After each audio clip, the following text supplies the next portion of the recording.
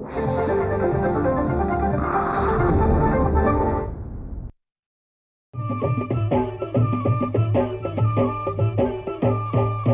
काळी आई धनधान्य देई, ही काळी आई धनधान्य देई. जोडते मनाची नाती आमची माती, आमची माणसं, आमची माती, आमची माणसं, आमची माती, आमची माणसं, आमची माती, आमची माणसं, आमची माती, आमची माणसं.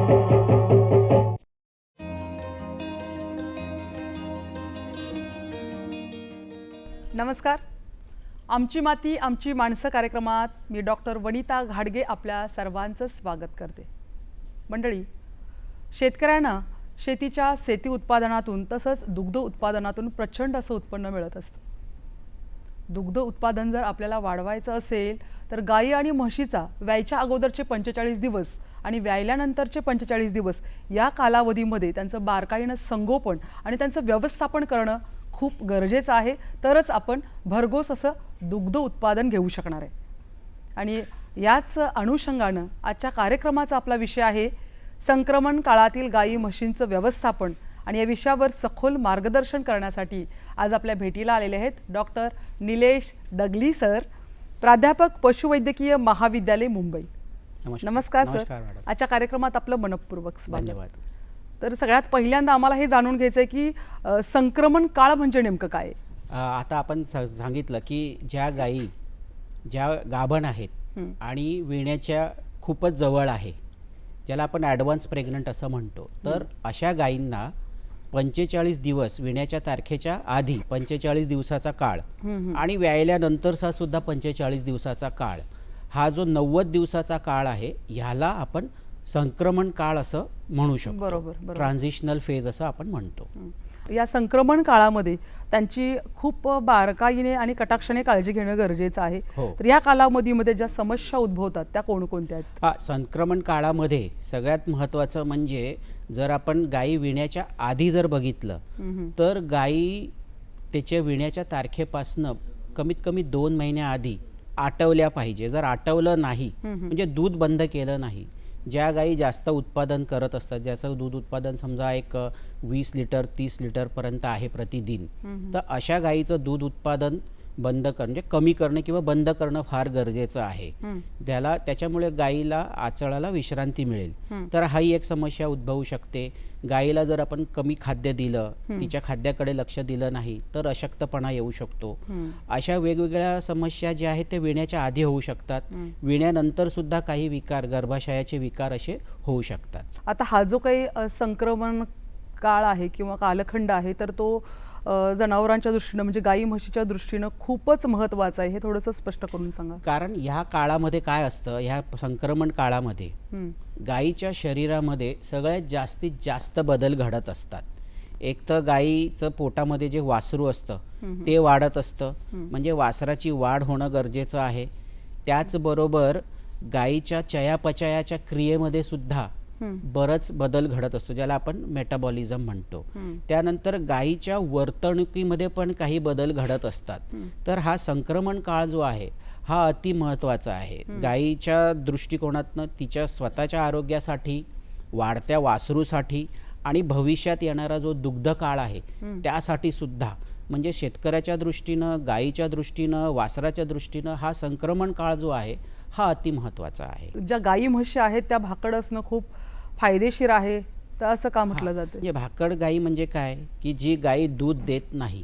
आता भाकड गायी म्हणजे समजा गायी गाभण आहे आणि भाकड आहे तर ते फायदेशीर आहे. जसं मी आता म्हटलं तसं की एखादी गायी गाभण आहे आणि आपण तिला दुधातून आटवलं आहे तर ते फायदेशीर राहतं. म्हणजे कारण आपल्याला माहिती आहे की ही गाय गाभण आहे, आता हिच्या काशेला आपल्याला विश्रांती दिली पाहिजे. हिच्या पोटामध्ये जे वासरू वाढतंय त्या वासराचं चांगलं वजन वाढण्यासाठी, निरोगी राहण्यासाठी, त्याचा जन्म चांगल्या पद्धतीने होण्यासाठी गायी भाकड असणं फार गरजेचं आहे. परंतु दुसरं भाकड काळ म्हणजे असा आहे की जशी गैरसमज आहे की गाईला दूध मिळत नाही, गाईपासून उत्पादन होत नाही, परंतु गाई गाभण सुद्धा नाहीये, तर मग असा जर असेल तर ते आपल्याला फायदेकारक नाहीये. त्याच्यापासून आपल्याला त्या भाकड काळापासून आपल्याला नुकसान होऊ शकतं, शेतकऱ्याला फायदा होऊ शकत नाही. आता तुम्ही बोललात की गाई म्हशी आटणं खूप महत्त्वाचं आहे, तर या गाई म्हशी कशा आटवायच्या? आता ज्या गाई म्हशी गाभण आहेत, ज्याचं दूध उत्पादन जास्त आहे, गाईचा जो दुग्ध काल आहे तो 300 दिवसाचा असतो आणि त्या 300 दिवसामध्ये जर गाई गाभण राहिली असेल, व्यायल्यानंतर गाभण आहे, दूध देते, तर दूध देताना तिचं जर 7 महिने झाले असतील गाभण काळाचे, गर्भधारणे होऊन 7 महिने झाले आहेत, तर त्यावेळी ते आटवणं गरजेचं आहे. पण ती आपोआप आटणार नाही, कारण त्याच्यासाठी आपल्याला थोडे प्रयत्न केले पाहिजे. तर हळूहळू आपण आटवू शकतो. आटवण्यासाठी काय केलं पाहिजे, एक तर तिचं पशुखाद्य जे आहे ते आपण टप्प्याटप्प्याने थोडं थोडं कमी केलं पाहिजे. त्यानंतर त्याचा जो हिरवा चारा आहे तो आपण टप्प्याटप्प्याने थोडा कमी करू शकतो. त्यानंतर ते जे दूध काढण्याचं प्रमाण आहे, म्हणजे समजा आपण दिवसातून 2 वेळा दूध काढत असेल तर 1 वेळा दूध काढणं पाहिजे. त्याच्यानंतर आपण 1 दिवसाआड दूध काढलं पाहिजे. असे टप्प्याटप्प्याने हळूहळू आपण जर गायी आटवत गेलो तर त्या साधारणपणे व्यवस्थितपणे आटतात आणि त्यामुळे काशेला सुद्धा इजा होत नाही.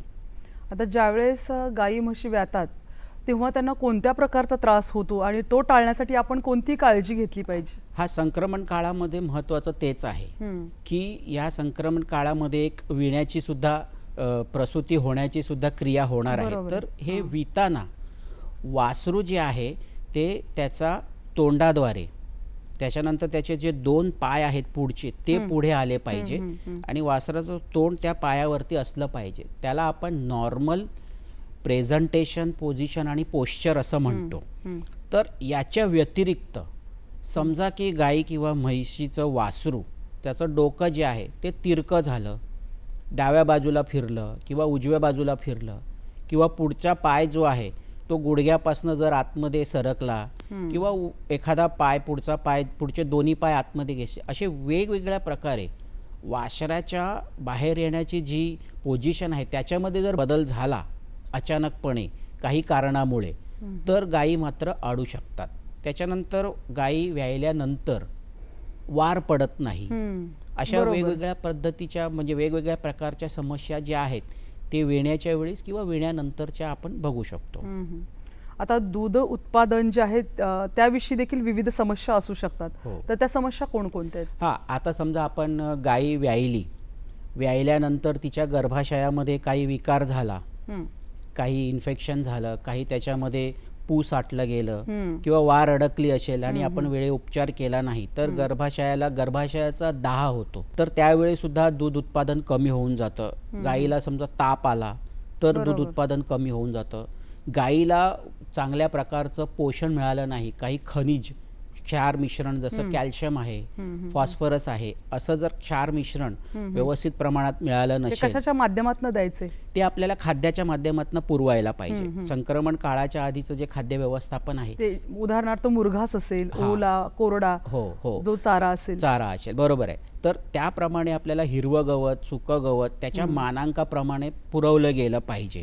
आणि समजा काही वेळा स्तनदाह होऊ शकतो, ज्याला आपण दगडी कास असं म्हणतो, तर तेही झालं नाही पाहिजे, याची योग्य काळजी घेतली पाहिजे. तर अशा प्रकारचं जर व्यवस्थापन आपण केलं तर दूध उत्पादनाला आपल्याला म्हणजे कमी होऊ शकत नाही, चांगलं दूध उत्पादन आपण मिळवू शकतो. बरोबर. आता गाई म्हशी व्यायच्या आधी आणि व्यायच्या नंतर त्यांची कोणकोणती काळजी घेतली पाहिजे? हा, आता व्यायल्यानंतर जे आहे, व्यायल्यानंतरचा काळ आहे तो फार महत्त्वाचा आहे. त्याच्यामध्ये कसं आहे की आज गाय व्यायली आहे, आज ती दूध उत्पादन सुरू झालंय, त्यानंतर हळूहळू तिचं दूध उत्पादन वाढणार आहे. आता हे दूध उत्पादन वाढल्यानंतर ते एक ठराविक काळापर्यंत व्यवस्थित त्या मानांकापर्यंत राहील, त्याच्यानंतर त्या दुधामध्ये घट येणार आहे, कमी होणार आहे. तर ही जी गाई आहे ती साधारणपणे 45 ते 60 दिवसानंतर पुन्हा माझावर आली पाहिजे. माझावर येऊन ती गाई पुन्हा गाभण राहिली पाहिजे. आपलं जनरल व्यवस्थापन असं असलं पाहिजे की गाईपासून आपल्याला दर वर्षाला एक वासरू मिळालं पाहिजे. समजा वर्षाला नाही, 12 महिन्यात नाही तर 13 महिन्यात तरी एक वासरू मिळालं पाहिजे. अशा प्रकारचं व्यवस्थापन जर आपण केलं तर निश्चित फायदा होईल. आता गाय व्यायल्यानंतर गाभण राहिली पाहिजे यासाठी कोणकोणते प्रयत्न केले पाहिजेत? हा सगळ्यात महत्त्वाचा प्रश्न आहे मॅडम, की गाई व्यायल्यानंतर कोणकोणते प्रयत्न केलं पाहिजे. याच्यासाठी गर्भाशयाला जे आहे ते आपण व्यवस्थित तपासलं पाहिजे. गर्भाशय त्याच्या मूळ स्थानावर व्यायल्यानंतर आलं की नाही हे बघितलं पाहिजे. बरोबर. साधारणपणे 1 महिन्याच्या आत म्हणजे 25 ते 30 दिवसामध्ये गर्भाशय जे आहे ते गाईचं पोटामध्ये पुन्हा त्याच्या मूळ स्थानावर येतं. म्हणजे मी थोडक्यात सांगतो की गाईचं वासरू जे असतं त्याचं वजन आपण बघितलं तर 25-30 किलो म्हणजे खूप मोठं असतं. पण गर्भाशयाचा आकार जो असतो तो मुठ्ठी एवढा असतो. म्हणजे आपण कल्पना करू शकतो की हे गर्भाशय किती मोठ्या प्रमाणामध्ये त्याचं पसरण झालेलं आहे. तर तेवढ्याच प्रमाणामध्ये ते पुन्हा त्याच्या मूळ स्थानावर आलं पाहिजे, पुन्हा कार्यरत झालं पाहिजे, पुन्हा गाई माझावर आली पाहिजे. माझावर आल्यानंतर ती फळवली गेली पाहिजे आणि गाभण राहिली पाहिजे. त्यामुळे गर्भाशयाचं व्यवस्थापन फार महत्त्वाचं आहे. त्याचबरोबर खाद्याचं व्यवस्थापन सुद्धा महत्त्वाचं आहे. आमची माती आमची माणसं. गाई म्हशी किती दिवसामध्ये माझावर आल्या पाहिजेत? व्यायल्यानंतर आता आपलं टार्गेट असं आहे की दर वर्षाला आपल्याला एक वासरू पाहिजे. तर जसं मी तुम्हाला सांगितलं की आपल्याला 2 वेतांमधलं जे अंतर आहे ते 12 ते 13 महिने असलं पाहिजे. हे आपल्याला नफेकारक आहे. म्हणजे चांगलं आपल्याला ठरवून घेतलं पाहिजे. तर जर त्याच्यामध्ये आपण बघितलं तर व्यायल्यानंतरचे 30 दिवस जे आहे, महिनाभर जो आहे तो आपल्याला गर्भाशय जे आहे ते पुन्हा मूळ स्थानावर येण्यासाठी लागतात. त्याच्यानंतर म्हणजे 45 ते 60 दिवसामध्ये पहिला माज येईल याच्यासाठी आपण प्रयत्न केला पाहिजे. म्हणजे व्यायल्यानंतर साधारणपणे 2 महिन्यानंतर गाई किंवा म्हैस ही माझावर आली पाहिजे. याच्यासाठी आपण प्रयत्न केलेच पाहिजे. आता हा जो काही 45 ते 60 दिवसाचा कालावधी आहे तर याच्यामध्ये निश्चितपणे माझावर येतात का गाई म्हशी? निश्चितपणे माझावर कधी येतील? ज्यावेळी आपण त्याचं सुरेखपणे म्हणजे निरीक्षण करू. गर्भाशयाचं निरीक्षण म्हणजे गाई विताना काही समस्या असतील तर त्याचं निराकरण वेळोवेळी केलं पाहिजे.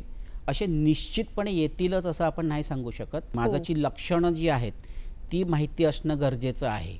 माझाची काही विशिष्ट लक्षणं असतात त्या गाई म्हशी दाखवत असतात, त्या माहिती करून घेणं म्हणजे माहीत असणं आपल्याला गरजेचं आहे. त्यामुळे एक प्लॅनिंग जर आपण केलं की व्यायल्यानंतर 60 दिवसानंतर गाई किंवा म्हैस माझावर आली पाहिजे, याच्यासाठी आपण प्रयत्न निश्चित करू शकतो. आणि मग जर त्या नाही आल्या तर आपण पशुवैद्यकाकडनं त्याची तपासणी करून ट्रीटमेंट पण करू शकतो. आता तुम्ही बोललात की गाई म्हशी माझावर येण्यासाठी विशेष प्रयत्न केले गेले पाहिजेत. तर ते प्रयत्न काय केले पाहिजे? सगळ्यात पहिलं येण्याची जी तारीख आहे ती तारीख नोंदवणं गरजेचं आहे. त्या तारखेपासून कधी 45 दिवस होतात, कधी 60 दिवस होतात हे जर आपल्याला माहिती असेल तर त्या दिवशी आपण सगळ्यात पहिलं म्हणजे काय की गर्भाशयाची तपासणी करणं. गर्भाशयाला नुसतं आपण तपासणी जरी केलं तर त्याला चालना मिळते. गर्भाशयामध्ये काही रोगराई आहे की नाही हे लगेच लक्षात येतं. जेवढं लवकर आपल्याला गर्भाशयामध्ये रोग आहे की नाही हे कळलं तर त्याचे उपचार करता येतात. त्यामुळे सगळ्यात प्रथम म्हणजे आपण गर्भाशयाची तपासणी लवकरात लवकर केली पाहिजे. दुसरा प्रयत्न असा केला पाहिजे की त्याच्या दूध वाढीप्रमाणे आणि गाईच्या वजनाप्रमाणे तिला खाद्य दिलं गेलं पाहिजे. समजा एखादी गाय जी आहे ती 350-400 किलोची आहे तर तिला तिच्या पोषणासाठी आणि तिचं जे दूध उत्पादन आहे त्याच्याप्रमाणे पशुखाद्य दिलं गेलं पाहिजे. त्यानंतर तिचं जंत जे पोटात असतात त्याच्यासाठी औषधं दिली गेली पाहिजे.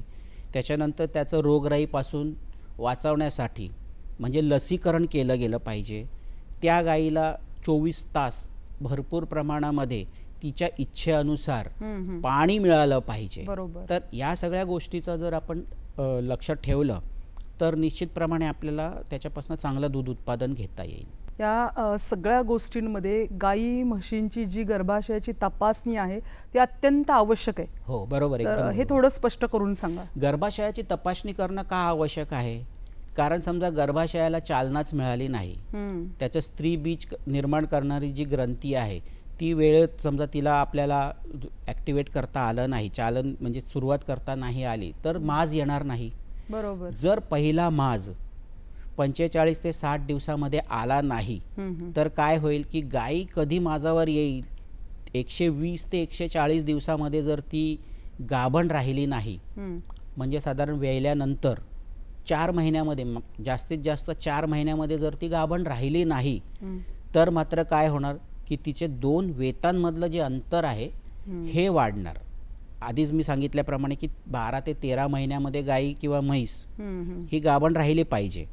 परंतु काही कारणामुळे जर हा काल आपल्याला गाठता आला नाही किंवा मिळवता आला नाही, तर मात्र नुकसान होऊ शकतं. त्यामुळे गर्भाशयाची तपासणी करणं फार गरजेचं आहे. आता गर्भाशयाला काही विकार असतात, ते आधीपासूनच होऊ नयेत म्हणून कोणकोणते उपचार गाई म्हशींना करणं गरजेचं आहे? एक तर सगळ्यात पहिलं म्हणजे गर्भाशयाला जे गर्भाशयाचं मी सांगितलं त्याप्रमाणे स्तनदाह होऊ शकतो. म्हणजे जर गाई विताना वासरू अडलं असेल, तर अशा प्रकारच्या गायी की ज्या एखाद्या गायीमध्ये वार अडकली असेल, तर त्या गायींना आपल्याला वेळेत पशुवैद्याकडनं गर्भाशयामध्ये औषध सोडणं गरजेचं आहे.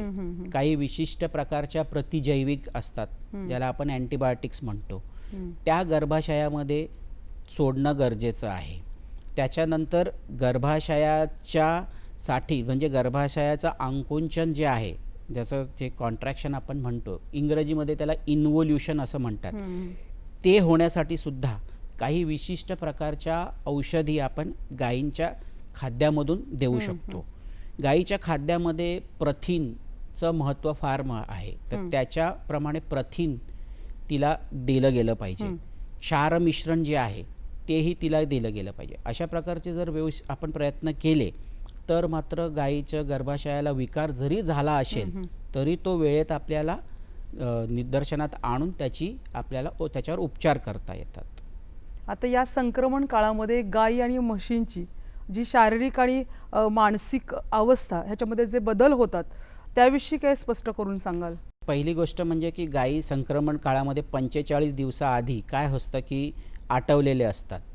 त्यामुळे तिचं जे समजा आपण आटवण्याचा काळ 60 दिवसापेक्षा जास्त जरी ठेवला तरी चांगलं नसतं, किंवा 60 दिवसापेक्षा कमी जरी ठेवला तरी चांगलं नसतं. म्हणून आटवण्याचं जे काळ आहे, जे भाकड काळ आहे, तो 60 दिवसाचा असला पाहिजे. हे फार महत्त्वाचं आहे. 60 दिवसापेक्षा कमी असला तर काशेला तेवढी विश्रांती मिळणार नाही. 60 दिवसापेक्षा जास्त असला तर गायीमध्ये स्थूलता येणार, त्याच्या लिव्हरच्या आजूबाजूला फॅट डिपॉझिशन होतं आणि एक विशिष्ट प्रकारचा रोग होऊ शकतो.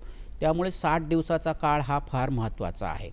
व्यायल्यानंतर काही गायींमध्ये आपण दूध उत्पादन वाढत असतं, तर त्यावेळी आपण चॅलेंज फिडिंग पण करू शकतो. म्हणजे गायीला आपण किती दूध उत्पादन जास्त देऊ शकते ह्याप्रमाणे पशुखाद्य जास्त प्रमाणामध्ये देऊ शकतो आणि तिचं दूध कितपर्यंत वाढू शकतं हेही आपण करू शकतो.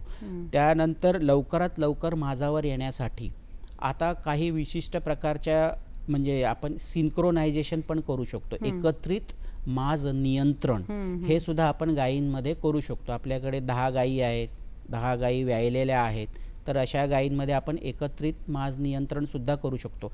आणि कुठल्याही प्रकारचे शेतकरी असतील तर हे सहज शक्य होऊ शकतं. 2 गायी, 10 गायी. गायी म्हशींची जी कास आहे ती जंतू संसर्गापासून नेहमी वाचवली पाहिजे, हे जरा स्पष्ट करून सांगा. कास जी आहे ती फार महत्त्वाची आहे. गर्भाशय चांगलं आहे पण काशेला विकार झालेला आहे, तर तसंही नको. तर जे कास आहे तिच्यापासूनच दूध उत्पादन मिळणार आहे. तर कासेला आपल्याला प्रामुख्याने जंतू म्हणजे इन्फेक्शनपासून वाचवलं पाहिजे. काशेचा जो रोग आहे त्याला आपण समजून घेण्यासाठी म्हणजे दगडी कास किंवा मस्टायटिस म्हणतो.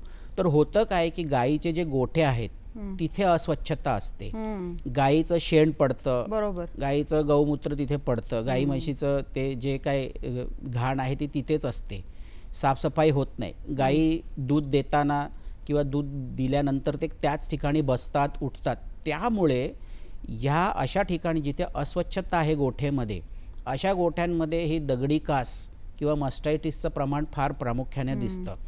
तर अशा ठिकाणी काय करायला पाहिजे की एक तर गोठे स्वच्छ पाहिजे.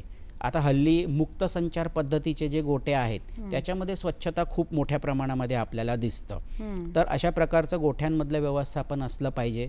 गोठ्यांमध्ये भरपूर प्रमाणामध्ये सूर्यप्रकाश हा पोचला पाहिजे, ज्याच्यामुळे गोठ्यांची जी जमीन आहे स्वच्छता आणि जंतू संसर्ग होणार नाही कुठला. होणार नाही. तर ह्या प्रकारचं त्याच्यानंतर दूध काढण्याच्या आधीसुद्धा आपल्याला आपण दरवेळी चेक करू शकतो आठवड्यातून 1-2दा की त्याच्यामध्ये दगडी कासाचं प्रमाण आहे की नाही. सब क्लिनिकल मस्टायटिस म्हणजे रोग होण्यापूर्वीच आपण होणार आहे की नाही ह्याचं निदान करू शकतो. तर मात्र आपल्याला कासेचं चांगल्या प्रकारे आपण व्यवस्थापन करू शकतो. आमची माती आमची माणसं. आता या संक्रमण काळामध्ये चारा व्यवस्थापन आणि पाणी व्यवस्थापन कशा पद्धतीनं आपण करायचे? हो, संक्रमण काळ जो आहे ह्याच्यामध्ये एकतर आपण गायींच्या विण्याच्या आधीचं जर बघितलं तर गायी आता विण्यासाठी तयार आहेत, म्हणजे तिला तिचं दूध उत्पादन नाही आहे, परंतु तिला तिच्या शरीराच्या पोषणासाठी 2 ते 2.5 किलो मेंटेन करण्यासाठी, तिचं शरीर मेंटेन करण्यासाठी 2 ते 2.5 किलो पशुखाद्य, त्याच्यानंतर 2 ते 2.5 किलो तिच्या प्रेग्नन्सीसाठी म्हणजे बच्च्याची वाढ स्वतःची वाढसाठी असे आपण पशुखाद्य देऊ शकतो. 4-4.5 किलो पशुखाद्य, त्याच्यानंतर एक 6 ते 8 किलोपर्यंत सुका चारा, 15 ते 18 किलोपर्यंत आपण हिरवा चारा आणि तिच्या इच्छेप्रमाणे 24 तास मुबलक प्रमाणामध्ये स्वच्छ जंतुरहित पाणी उपलब्ध असलं पाहिजे. आणि हेच व्यायल्यानंतर तिच्या दूध उत्पादनासाठी लक्ष गेलं पाहिजे. म्हणजे शरीर मेंटेन करण्यासाठी मेंटेनन्स राशन आणि वाढत्या दुधासाठी दूध उत्पादन राशन आणि हिरवा चारा आणि सुक्या चाराचं प्रमाण तेच राहणार. तर अशा प्रकारे खाद्याचं व्यवस्थापन फार महत्त्वाचं आहे. आता हे 45 दिवस अगोदर आणि 45 दिवस नंतर या गायी म्हशी बांधण्याच्या ज्या जागा आहेत त्या कशा निश्चित केल्या पाहिजेत? साधारणपणे ज्या गायी गाभण आहेत, ज्या गायी विण्याच्या म्हणजे आता आपल्याला माहीत, जर आपल्याकडे नोंदी असतील तर आपल्याला त्यांच्या विण्याच्या तारीख माहिती असतं. म्हणून पुन्हा एकदा मी सांगतो की नोंदी असणं फार गरजेचं आहे, ज्याच्यामुळे चांगलं व्यवस्थापन होतं. तर ज्या गायी गाभण आहेत त्यांना आपण वेगळं ठेवलंच पाहिजे, कारण ते आता विणार आहेत. तर विताना समजा एखादी गायी जास्त दिवसाची गाभण आहे, 8 महिन्याची 9 महिन्याची गाभण आहे, ती विणार आहे, तर त्यांना वेगळं ठेवलं पाहिजे. म्हणजे काय होईल की एखाद्या दुसऱ्या गायीपासून तिचं संरक्षण होणं महत्त्वाचं आहे. बरोबर. तिला खाद्य देणं महत्त्वाचं आहे, तिला पाणी मिळणं महत्त्वाचं आहे. तर एक तर त्यांना वेगळं ठेवणं फार महत्त्वाचं आहे. त्यानंतर त्यांच्या ज्या जागा आहेत त्या कोरड्या असल्या पाहिजे, तिथे जास्त प्रमाणामध्ये घाण नसली पाहिजे. म्हणजे ज्यावेळी बच्च्याचा जन्म होईल, गायी जेव्हा विणार आहे त्यावेळी सुद्धा जो वासरू बाहेर येणार आहे तेही स्वच्छ जागेत येणार. त्याची नाळ जी आहे ती वेळेत कापली गेली पाहिजे. तर अशा सगळ्या प्रकारे जर आपण व्यवस्थापन केलं तर गायी निरोगी राहील, येणारं वासरू सुद्धा निरोगी राहील. आता गायी व्यायल्यानंतर जे वासरू होणार आहे त्याला किती दिवस दूध पाजायचं आणि त्याचं व्यवस्थापन कसं करायचं? जे गायी आहेत, ज्या गायी आता व्यायलेल्या आहेत, तर व्यायल्यानंतर सगळ्यात महत्त्वाचं म्हणजे वासराला चीक दूध पाजणं. वासरू व्यायल्यानंतर 24 तासापर्यंत आपण त्याच्या शरीराच्या 1 एवढं आपण चीक दूध त्याला पाजलं पाहिजे. या चीक दुधामध्ये रोगप्रतिकारक शक्ती खूप मोठ्या प्रमाणामध्ये आहे. गायीचं चीक वासराला भेटलं पाहिजे, हे फार महत्त्वाचं आहे. जर त्याला भेटलं नाही, ते मिळालं नाही, तर मात्र वासराची रोगप्रतिकारक शक्ती राहणार नाही, म्हणजे वाढणार नाही. त्याचा पुढचा जो वजनाचा दर आहे, वासरू वाढण्याचा जो वजनाचा दर आहे, तोही चांगल्या पद्धतीनं मिळणार नाही, आपल्याला गाठता येणार नाही. वासरू जन्मल्यानंतर पहिले 3 महिने जे आहे ना ते फार महत्त्वाचे आहेत. त्या पहिल्या 3 महिन्यामध्ये ते सगळ्यात कमी खातं, परंतु वजन वाढ जास्त होते. तर अशा प्रकारे वासराचं संगोपन सुद्धा करणं फार महत्त्वाचं आहे. आपल्या पशुपालक शेतकरी बंधू आणि भगिनींसाठी तुम्ही जाता जाता कोणता संदेश द्याल? सगळ्यात महत्त्वाचा संदेश म्हणजे त्यांच्याकडे ज्या गायी किंवा म्हशी आहेत त्यांच्या नोंदी ठेवणं फार गरजेचं आहे. ती गायी कधी माझावर आली त्याची तारीख, कधी फळवली त्याची तारीख, कुठल्या वळूपासनं फळवली त्याची तारीख, ह्या नोंदीपासनं गर्भ तपासणी आपण करू शकतो, विण्याची तारीख ठरवू शकतो. त्याच्यानंतर सगळ्यात महत्त्वाचं म्हणजे त्यांच्या माजाची लक्षणं आपल्याला माहिती असणं गरजेचं आहे. वेळेत माजावर आणणं गायी किंवा म्हशी व्यायल्यानंतर महत्त्वाचं आहे. आणि 2 वेतांमधलं अंतर हे गायीमध्ये 12 ते 13 महिने असलं फार गरजेचं आहे. हे जर मनात ठेवून आपण व्यवस्थापन केलं तर निश्चितच आपल्याला ह्या व्यवसायामध्ये फायदा होईल आणि भरघोष दूध उत्पादन घेता येईल. त्याचबरोबर गाई किंवा म्हैशीचं वेळोवेळी लसीकरण करणं गरजेचं आहे. त्याला जंतुनाशक औषधं देणं गरजेचं आहे. त्यांच्या इच्छेप्रमाणे त्यांना मुबलक प्रमाणामध्ये पाणी मिळणं गरजेचं आहे.